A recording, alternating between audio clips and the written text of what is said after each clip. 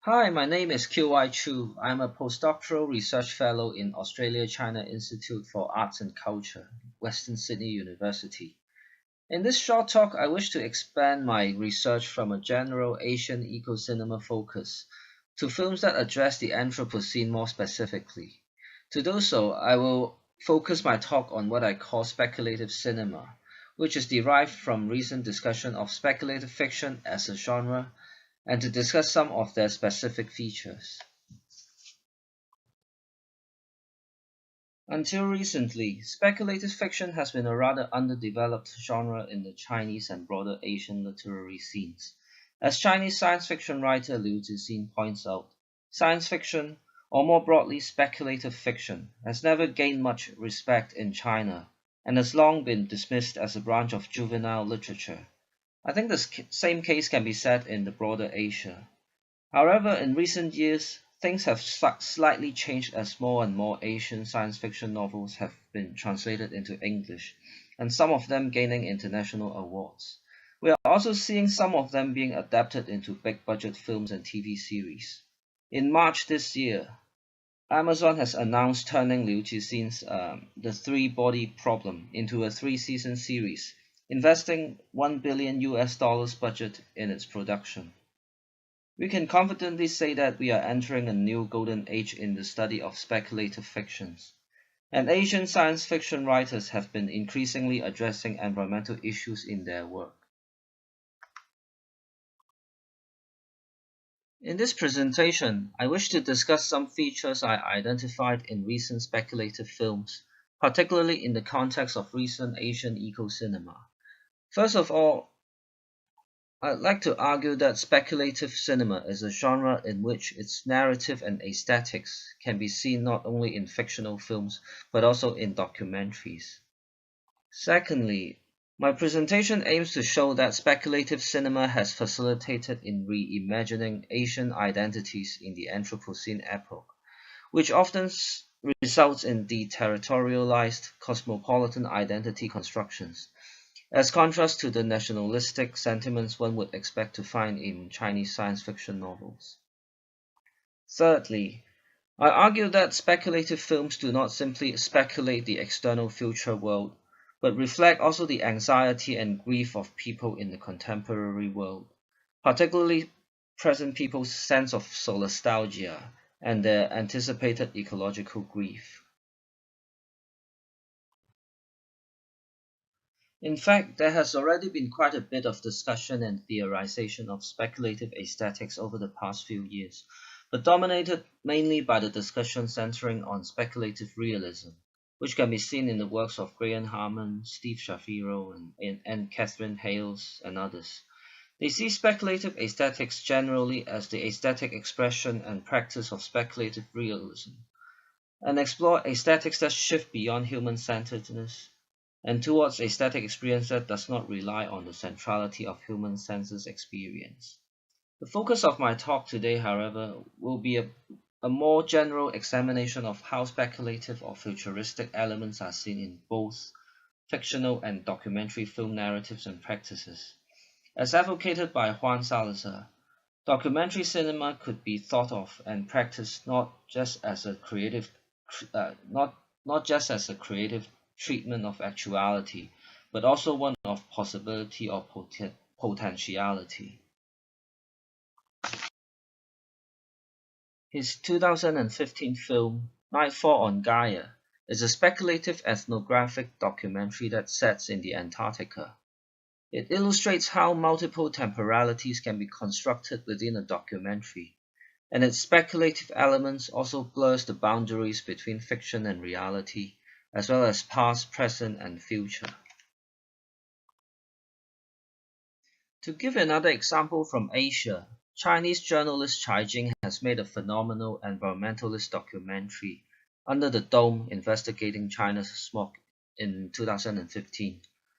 The film combines footages of a lecture similar to that of Al Gore's An Inconvenient Truth, with numerous interviews and fieldwork investigations, in order to bring to our awareness the serious situation of air pollution in mainland China. It also exposes corrupted state-owned companies and factories, and criticizes the incapable governmental departments to act against corporate polluters. While the film would not normally be considered a film in the speculative fiction genre, there is no lack of speculative elements and other intertextual devices that enhance the overall impression of a flexible depiction of past, present, and future, as exemplified in various lines taken from the film, including this one.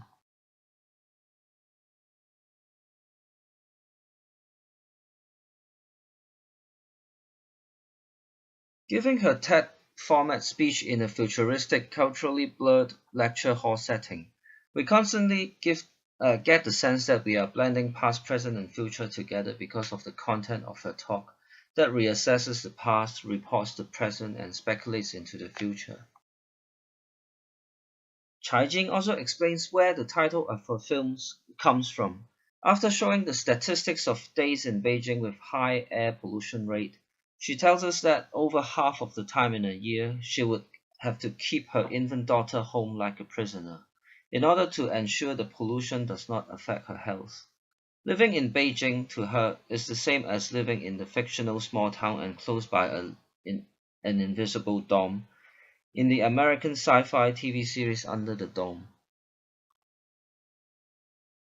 By juxtaposing her real-life encounters with the science fiction movies, TV series, animations, etc., speculative narratives are used to good effect to reflect people's anxiety and uncertainty for the future. Such an adoption of speculative elements into documentary films are increasingly seen in recent documentaries, both in Western and Asian contexts, as reflected in some of these films that I listed here. And but this is in no way a comprehensive list, so if anyone could suggest me further titles, particularly from Asia, for consideration, it would be much appreciated. Moving on to a second feature of speculative cinema, I wish to suggest that speculative cinema has facilitated in reimagining Asian identities in the Anthropocene epoch, which very often appear in the form of deterrotorialized, cosmopolitan representations of the future. Following the Indian Ocean earthquake and tsunami in 2004, and the severe floods in Vietnam over the past decade, films and TV series were produced internationally to depict the destructions in affected regions in Southeast Asia and South Asia. Environmental disasters do not differentiate among nations, and it paid no attention to geopolitical and cultural boundaries, thus placing all countries at risk. Coining the term risk society, Ulrich Beck envisions a world risk community that could encourage transnational efforts in sharing the burdens and responsibilities of global environmental crisis for developing more powerful cosmopolitan movements in the near future. In a similar line, Chakrabarty concludes his broadly cited essay by stressing universality and commonalities among different nations, based on the shared collective sense of catastrophes. These scholars show the importance of taking global environmental crisis and people's similar experience of them as a way to construct a collective cosmopolitan identity, which I argue can be seen also in recent Asian films. Examples can be found in the futuristic Vietnam in two Vietnamese films, the science fiction suspense drama 2030, or in its Vietnamese title, NUOC 2030, and a docudrama, The City of Mirrors, both produced following the serious floods in Vietnam since 2008. In both films, the future Vietnam has completely submerged underwater, and traces of Vietnamese culture can no longer be seen because of the submergence.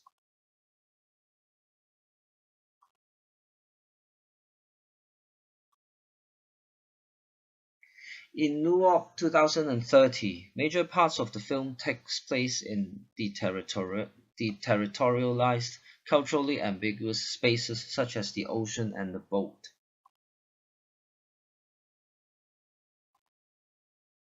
The interiors of boats are shown with modern minimalist decors.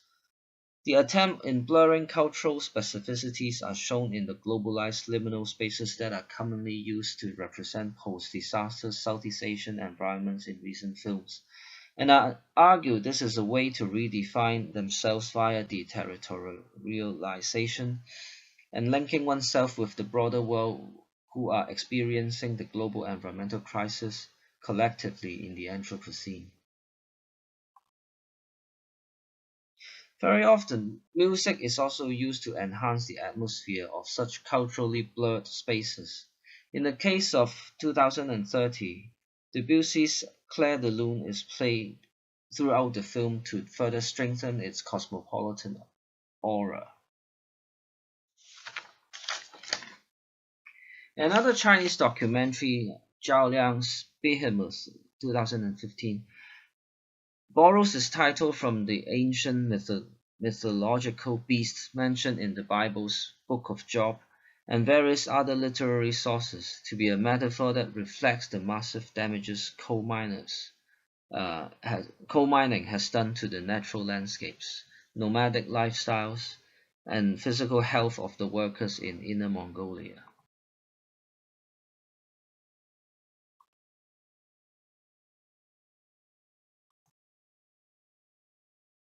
Making reference to Dante's 14th century epic poem Divine Comedy, Behemoth's highly aestheticized documentary images enable us to see the environmental crisis in Inner Mongolia, yet from a cosmopolitan lens, which also reminds us of works by Edward Batinsky, whose photographs are characterized by a kind of deterrotorialized, cosmopolitan, and global ruinous aesthetics. From the range of examples I've discussed, we see how speculative cinema imagines the future in which people continue to suffer from environmental crisis. These victims, which I call the environmental subalterns, can be seen all around the world. In the coal mines of Inner Mongolia, the flooded areas of Vietnamese villages, or people like us breathing in polluted air in big cities on a daily basis. What else is bringing all of us, the environmental subalterns, together to form a collective identity? In this last section of my talk, I wish to suggest that it is the shared sense of solastalgia and the emotional response of ecological grief, a growing phenomenon we see in the Anthropocene, which are bringing us all together as an imagined community. Steve Shapiro points out that science fiction as a genre does not claim to actually predict the future. Rather, it works to extrapolate elements of the present, to consider what these elements might lead to if allowed to reach their full potential. That is to say, science fiction is not about the actual future, but about the futurity that haunts the present. That's the quote from Shapiro. If we agree with his saying that the present is haunted by futurity, then perhaps we can also say that future is usually, if not always, seen and imagined pessimistically by people in the present. And that pessimism brings me to my final proposition, that speculative films reflect present people's anxiety and fear of the unknown future, which could be explained by people's collective sense of solastalgia, and the subsequent anticipated grief which we could term ecological grief. A bit over a decade ago, environmental philosopher Glenn Albrecht coined the term solastalgia, a concept that is, quoting his words, developed to give greater meaning and clarity to environmental induced distress. As opposed to nostalgia, the melancholia or homesickness experienced by individuals when separated from a loved home. So nostalgia is the distress that is produced by environmental change impacting on people while they are directly connected to their home environment. In brief, solastalgia is a form of homesickness one experiences when one is still at home.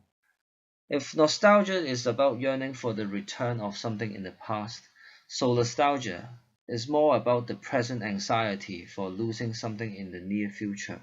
something we still currently possess. Solastalgia is therefore by nature speculative.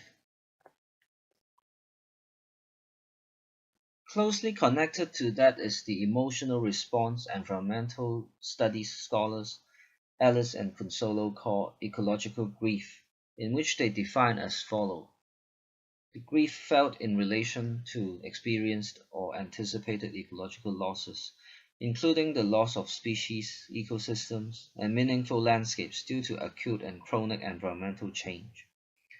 Basing their ethnographical research on different communities in the world, particularly the Inuits in Arctic Canada and the farming communities in Western Australian wheat belt, Alice and Consolo discovered that despite very different geographical and cultural contexts, there is a surprising degree of commonality between these communities, as they struggled to cope both emotionally and psychologically with mounting ecological losses and the prospect of an uncertain future.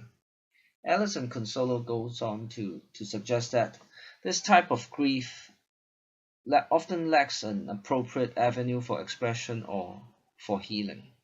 As they point out, not only do we lack the rituals and practices to help address the feelings of ecological grief, until recently we did not even have the language to give such feelings voice. Responding to that, I wish to suggest that speculative cinema could offer a good medium for the expressions of solastalgia and ecological grief. In Vietnamese director Truong Minh-Ki's docudrama The City of Mirrors, a fictional biography, it depicts a fictional recollection of his family memories that stretches between 2016 to 2046. Without a clear plot, the film shows us fragments of his parents' everyday life and their walks in the woods. The film also imagines an uncertain future in the year of 2046, in which Vietnam is on the edge of being submerged underwater, and we are shown a 118-year-old lonely old woman reading photo albums of the past, wandering in the forest, and eventually witnessing the huge flood that will drown Vietnam once and for all. By documenting the soon-to-be flooded hometown and the sick father who the film suggests will die of liver cancer in the near future, Truong has expresses his strong sense of solastalgia and ecological grief for the future loss of parents and homeland through this very personal biographical film. From this speculative docudrama, I argue film provides a good medium for the expression of solastalgia and ecological grief. In a way, it helps to translate and also transform our present fear and anxiety of ecological losses into the anticipated ecological grief in future. So before I end my talk, I wish to show you again the three major points on speculative cinema that I identified. Thanks for your time, and I look forward to hearing your thoughts and questions. On a last note, in case if you are on Facebook and would like to get posted on news, academic announcements on international conferences, or publications and jobs, etc., that are related to environmental humanities or eco-criticism in Asian context, please join the Facebook group Asian Eco-Criticism and feel free to keep us posted. Thanks again and bye.